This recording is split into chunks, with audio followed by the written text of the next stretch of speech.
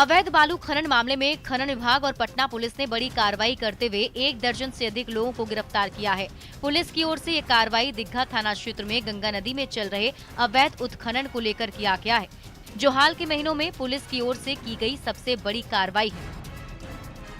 Police और खनन विभाग की ओर से चलाए जा रहे अभियान में एक साथ 13 लोग गिरफ्तार किए गए। इन सभी लोगों को गंगा नदी के बीच से बालू खनन करते हुए रंगे हाथ पकड़ा गया है। कार्रवाई में पकड़े गए लोगों के साथ साथ पुलिस ने 2 नाव और एक ट्रैक्टर को भी पकड़ा।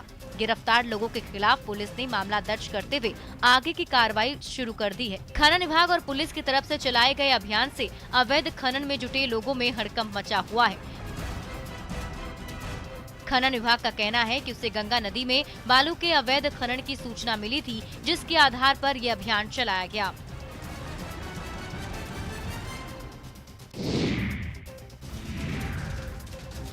शेखपुरा जिले में शराब तस्करों के खिलाफ स्थानीय प्रशासन लगातार कार्रवाई कर रहा है। इसके बाद भी शराब का अवैध निर्माण और बिक्री रुकने का नाम नहीं ले रही। उत्पाद विभाग ने जिले में 26 गांवों को शराब के अवैध कारोबार के कारण संवेदनशील घोषित कर दिया है। अवैध शराब का कारोबार करने वाले तस्करों के खिलाफ विभाग की ओर से कार्रवाई भी की जा रही है। उत्पाद विभाग और पुलिस की ओर से की गई संयुक्त कार्रवाई में पुलिस ने हजारों लीटर देसी शराब बरामद किया और शराब बनाने वाली कई भट्टियों को तबाह कर दिया। पुलिस इस अभियान में डॉग स्क्वाड का भी मदद ले रही है, जिससे जमीन में छुपाए गए शराब की तलाश आसानी से हो सके। इस तरह के अभियान से शराब तस्करों में पुलिस के खिलाफ हड़कंप मचा हुआ है। शराब तस्कर पुलिस से बचने के लिए तरह तरह की तरकीब अपना रहे हैं, लेकिन पुलिस की मुस्तैदी से उनकी तरकीब सफल नहीं हो पा रही, जिससे उनके अंदर डर का माहौल दिखाई पड़ रहा है।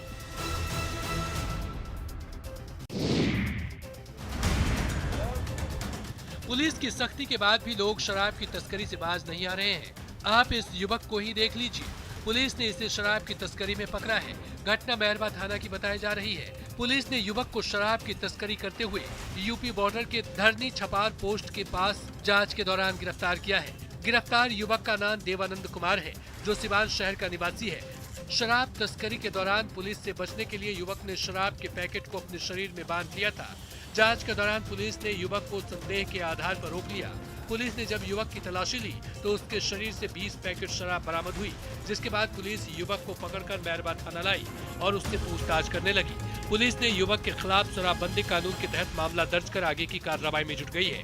गौरतलब है कि बिहार में शराबबंदी के बाद से तस्कर पड़ोसी राज्य यूपी से शराब की तस्करी करने लगे हैं, जिसकी रोकथाम के लिए पुलिस लगातार जाँच कर रही है, जिससे शराब की तस्करी को रोका जा सके।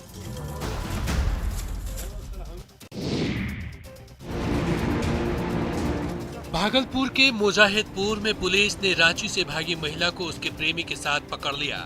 भागलपुर पुलिस ने रांची पुलिस के साथ लड़के के घर पहुंची और महिला को उसके प्रेमी के साथ रंगे हाथ पकड़ लिया।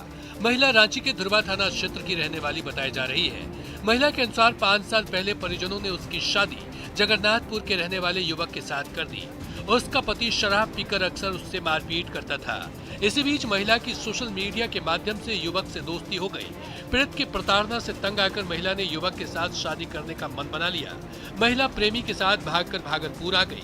पुलिस ने महिला के साथ गिरफ्तार युवक को पूछताछ के बाद रिहा कर दिया, लेकिन प्रेमी महिला के साथ शादी करने की बात कहने लगा। महिला भी अपने प्रेमी के साथ रहने की बात कहने लगी। तो वो मारता पीटता था, इसलिए मुझे छोड़ना पड़ा। कैसे प्रेम हुआ था दोनों? फेसबुक पे। क्या चाहती हो, किसके साथ रहना चाहती? इनके साथ।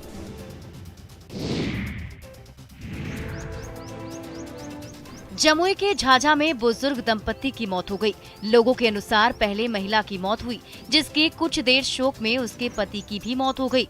एक साथ जीने मरने के वादे को पूरा करने वाला बुजुर्ग दंपति भले ही अब इस दुनिया में नहीं है, लेकिन इन दोनों की मौत पर पूरे इलाके में चर्चा हो रही है। झाझा शहर के हेलाजूत में रहने वाले 90 वर्षीय बुजुर्ग दर्शन यादव की पत्नी सोहगी देवी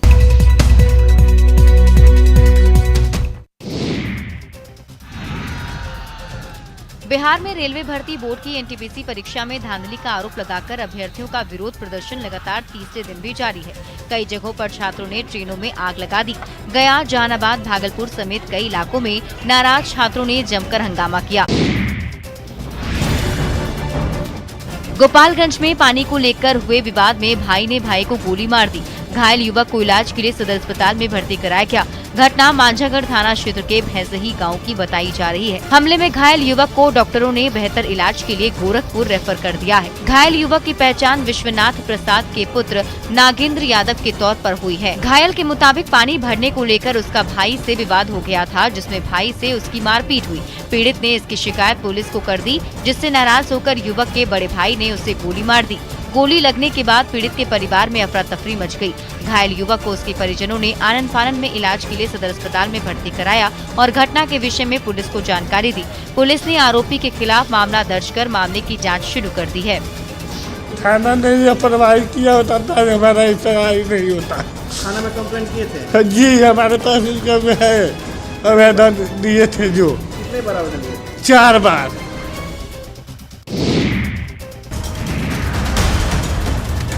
भागलपुर में चोरों का आतंक जारी है। पुलिस की लापरवाही का फायदा उठाकर चोर लगातार चोरी की घटना को अंजाम दे रहे हैं, जिससे लोगों में दहशत का माहौल है। निशाकचक थाना क्षेत्र के भिकनपुरा स्थित बढ़ई टोला निवासी होम्योपैथिक डॉक्टर अशोक कुमार के घर में घुसकर लाखों रुपए की चोरी कर ली। घटना के वक्त घर में कोई व्यक्ति नहीं था, तभी चोरों ने इसका फायदा उठाते हुए घर में रखे नकदी और सामानों पर अपना हाथ साफ कर दिया। घर वालों को चोरी की जानकारी सुबह में हुई। पीड़ित के मुताबिक चोरों ने घर का ताला तोड़कर घर में रखे रुपए और कीमती सामान की चोरी कर ली। परिजनों ने सामान बिखरा देख घटना की सूचना पुलिस को दी। पुलिस ने चोरों के खिलाफ मामला दर्ज कर चोरों की गिरफ्तारी के लिए सीसीटीवी कैमरे की जांच कर रही है। जितना भी सामान था उसके अंदर रखा हुआ सब लेकर के चला गया। कितने की चोरी हुई? नगद करीब 1.25 से 1.5 लाख के लगभग होगा और ऑर्नामेंट्स था, वाइफ का था, बच्ची का शादी के लिए जो जमा कर रहे थे वो सब था। पूरे देश में जहां एक तरफ गणतंत्र दिवस की धूम है, तो जहानाबाद में एक परिवार में कोहरा मचा हुआ है। यहाँ सड़क हादसे में शिक्षक और रसोइया की मौत हो गई। घटना मसौड़ी थाना क्षेत्र के नदौल हाई स्कूल के समीप की है। मिली जानकारी के मुताबिक मृतक शिक्षक देवेंद्र कुमार विद्यार्थी और रसोइया कांति देवी दोनों सलेमपुर मिडिल स्कूल में पदस्थापित थे। स्कूल में झंडोत्तोलन कार्यक्रम के बाद दोनों एक ही बाइक पर सवार होकर अपने निजी काम से मसौड़ी जा रहे थे। तभी सामने से आ रही जाइलो गाड़ी से आमने सामने की जोरदार टक्कर हो गई, जिससे बाइक सवार दोनों गंभीर रूप से जख्मी हो गए। स्थानीय लोगों की मदद से आनन फानन में जहानाबाद सदर अस्पताल लाया गया, जहां चिकित्सकों ने उन्हें मृत घोषित कर दिया। वहीं इस घटना के बाद जाइलो गाड़ी चालक गाड़ी छोड़कर फरार हो गया।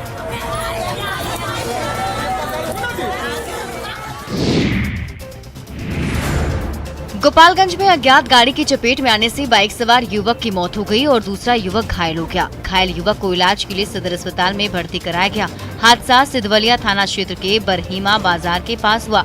मृत युवक की पहचान महमदपुर थाना क्षेत्र के डुमरिया गांव निवासी हीरालाल पासवान के 20 वर्षीय पुत्र गुड्डू कुमार के रूप में हुई है। घायल युवक का नाम राहुल कुमार है। घटना की सूचना पर पहुंची पुलिस ने युवक के शव को कब्जे में लेकर सबको पोस्टमार्टम के लिए सदर अस्पताल भेज दिया। परिजनों के मुताबिक मृतक अपने दोस्त के साथ गणतंत्र दिवस समारोह को देखने गया था। समारोह के समाप्त होने पर युवक दोस्त के साथ वापस लौट रहा था, तभी बरहीमा बाजार के पास अज्ञात गाड़ी ने युवक की बाइक में ठोकर मार दी, जिसके कारण युवक की मौके पर ही मौत हो गई। मृतक के परिजनों के बयान के आधार पर पुलिस ने मामला दर्ज कर चालक की गिरफ्तारी में जुट गई है। जा रहे थे, उधर से आते समय में बरहीमा बाजार पे बाइक एक्सीडेंट में दुर्घटना हुआ है। भागलपुर के ततारपुर पुलिस ने 38 बोतल प्रतिबंधित कफ सिरप के साथ 2 युवक को गिरफ्तार किया। पुलिस ने गुप्त सूचना के आधार पर सीआईडी की मदद से युवक को पकड़ा है। गिरफ्तार युवक का नाम प्रीतम कुमार है, जो काजवली चक का रहने वाला है। पुलिस के मुताबिक युवक बहुत दिनों से कफ सिरप की अवैध बिक्री और तस्करी का काम कर रहा था। इससे पूर्व भी पुलिस ने युवक को गिरफ्तार करने का प्रयास किया था, लेकिन युवक पुलिस की पकड़ में नहीं आ सका था। गिरफ्तार युवक से पुलिस पूछताछ कर रही है, जिससे तस्करी में जुड़े अन्य लोगों की पहचान हो सके और उनकी गिरफ्तारी हो सके। गौरतलब है कि बिहार में शराबबंदी के बाद से नशीली दवाइयों की तस्करी बढ़ गई है। तस्कर इन दवाओं को शराबियों तक पहुंचाते हैं और बदले में उनसे मुंह मांगी कीमत वसूल करते हैं। शराबी लोग इन दवाओं का नशा के लिए उपयोग करते हैं, लेकिन पुलिस की मुस्तैदी तस्करों पर भारी पड़ रही है।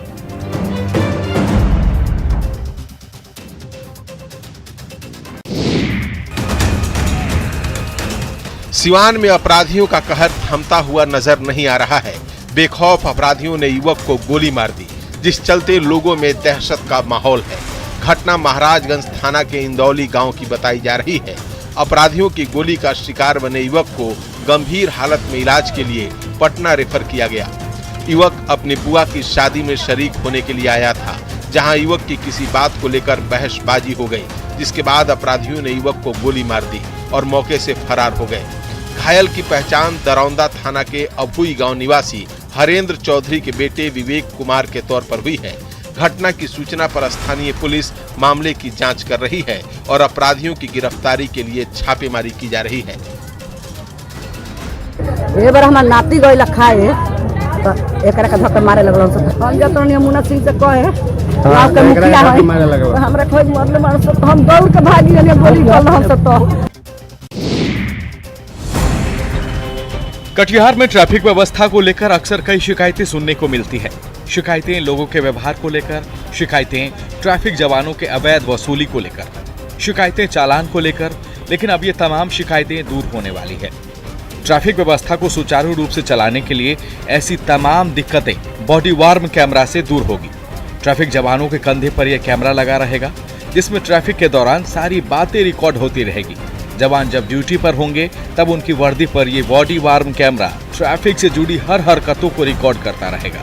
इसके जरिए ट्रैफिक जवानों के साथ अभद्र व्यवहार करने वाले गाड़ी चालकों पर तीसरी आंख का पहरा रहेगा। साथ ही ट्रैफिक कांस्टेबल की ड्यूटी भी रिकॉर्ड होती रहेगी। ट्रैफिक पुलिस कर्मियों को बॉडी वार्म कैमरा से लैस किया गया है। ऐसा इसलिए ताकि ट्रैफिक नियमों का उल्लंघन करने वालों पर सख्त कार्रवाई की जा सके। फिलहाल शहर के मुख्य चौक चौराहों पर ही ट्रैफिक जवानों के कंधे पर यह बॉडी वार्म कैमरा लगा रहेगा।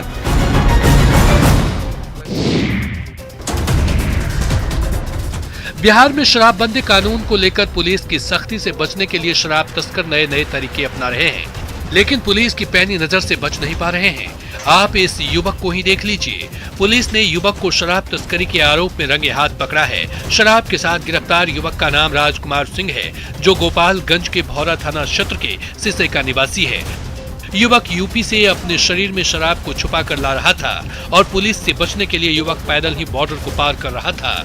इसी दौरान पुलिस ने शक के आधार पर युवक को रोका और जब उसकी तलाशी ली तो उसके शरीर के अंदर शराब के छिपे होने की जानकारी मिली, जिसके बाद पुलिस युवक को गिरफ्तार कर थाने लाई।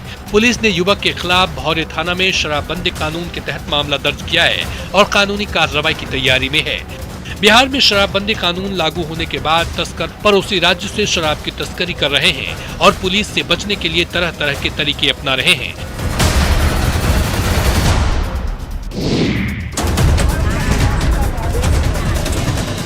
गणतंत्र दिवस पर झंडा फहराकर शिक्षा मंत्री को जिस रास्ते से वापस लौटता था, उसी रास्ते में नशेड़ी युवक ने हंगामा खड़ा कर दिया। युवक के हंगामा करने के कारण रास्ते में जाम लग गया, जिसके कारण लोगों को परेशानियों का सामना करना पड़ा। इस दौरान पुलिस ने जब हंगामा कर रहे युवक को शांत कराने की कोशिश की, तभी युवक ने पुलिस जवान को गाली दे दी और हाथापाई पे उतारू हो गया। पुलिस की ओर से मना करने के बाद भी युवक शांत नहीं हुआ, जिसके बाद पुलिस उसे पकड़कर थाने ले गई, जिसके बाद मामला शांत हुआ। पुलिस के मुताबिक जिस जगह पर युवक हंगामा कर रहा था, उसी रास्ते से राज्य के शिक्षा मंत्री जगन्नाथ महतो को गणतंत्र दिवस के कार्यक्रम से वापस लौटना था। युवक की पहचान नहीं हो पाई है। पुलिस युवक के खिलाफ मामला दर्ज कर कार्रवाई में जुट गई है।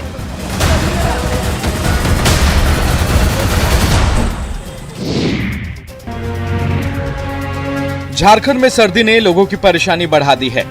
सर्द हवाओं के कारण तापमान के गिरने से लोगों का जनजीवन प्रभावित हुआ है। ठंड के बढ़ने से लोग नहीं बल्कि पशु पक्षी भी परेशान हैं। रांची के कटरू चौक पर सुबह ठंड के कारण कबूतर नीचे गिर गया। ठंड से परेशान कबूतर को देखकर वहां अलाव ताप रहे लोगों ने कबूतर को उठाया और अलाव के सहारे कबूतर को गर्मी दी, जिससे कबूतर की जान में जान आई। ठंड के कहर से सबसे अधिक परेशानी गरीब और दिहाड़ी मजदूरों को हो रही है। तापमान गिरने के चलते मजदूर मजदूरी नहीं कर पा रहे हैं।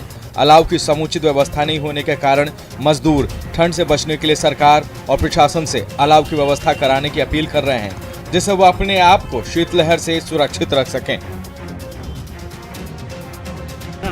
यहाँ काफ़ी ठंड है, हवा बहुत ज़्यादा चल रही है, लोगों को तकलीफ भी हो रही है। आप कुछ इंतजाम कर दीजिए ताकि आदमी के साथ साथ जानवर का भी सीधा हो जाए।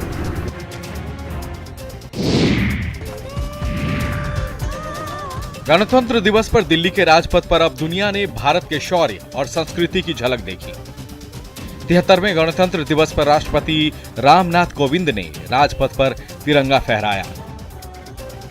झंडोत्तोलन के बाद राजपथ पर parade commander lieutenant general Vijay Kumar की अगुवाई में परेड की शुरुआत हुई और एक एक कर सेना की कई टुकड़ियों ने अपने अपने सामर्थ्य का प्रदर्शन करते हुए राष्ट्रपति को सलामी दी। सेना की टुकड़ियों ने सेंचुरियन टैंक, PT-76 और MBT अर्जुन टैंक के अलावा होवित्जर और आकाश मिसाइल का प्रदर्शन किया। अलग अलग टुकड़ियों के मार्च पास्ट में गजब का अनुशासन दिखा तो राज्यों की झांकी में संस्कृति की झलक। मगर सबसे खास रहा राफेल सहित वायुसेना के दूसरे विमानों का एयर पास्ट, जिसके करतब देखकर देखने वाले देखते ही रह गए।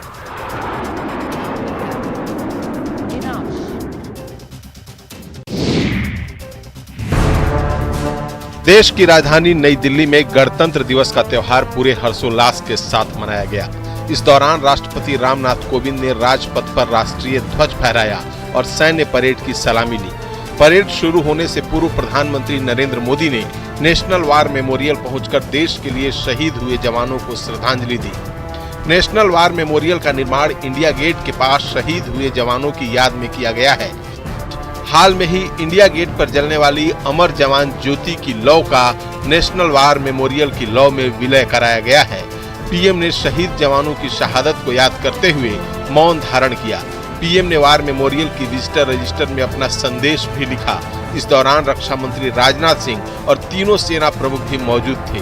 इंडिया गेट के पास स्थित वार मेमोरियल का उद्घाटन 2019 में हुआ, जिसका मुख्य उद्देश्य देश की रक्षा में शहीद वीर जवानों के विषय में आम लोगों को बताना है। देश 73वां गणतंत्र दिवस मना रहा है। ऐसे में आईटीबीपी के जवानों ने भी खास अंदाज में गणतंत्र दिवस मनाया। जोशीमठ उत्तराखंड में आईटीबीपी के जवानों ने अनोखे अंदाज में गणतंत्र दिवस मनाकर देशवासियों को गणतंत्र दिवस की शुभकामनाएं दी। 11,000 फीट ऊंचे पहाड़ और -20 डिग्री के तापमान में आईटीबीपी के जवानों ने गणतंत्र दिवस मनाया। हाथ में तिरंगा लेकर इंडो तिब्बत बॉर्डर पुलिस के जवानों ने गणतंत्र दिवस पर भारत माता का जयकारा लगाया। भारत माता के जयकारों से जोशीमठ का पूरा इलाका गूंज उठा। बर्फ की मोटी परत पर तिरंगा लिए भारत माता की जय और वंदे मातरम के नारे लगाते आईटीबीपी के जवान दिख रहे हैं। हाथ में तिरंगा लेकर आईटीबीपी के जवानों ने अनोखे आइस स्केटिंग से करतब दिखाए। जवानों की टोली -20 डिग्री के तापमान में गणतंत्र दिवस पर आइस स्केटिंग का हुनर दिखाकर देशवासियों को गणतंत्र दिवस की बधाई देते नजर आए।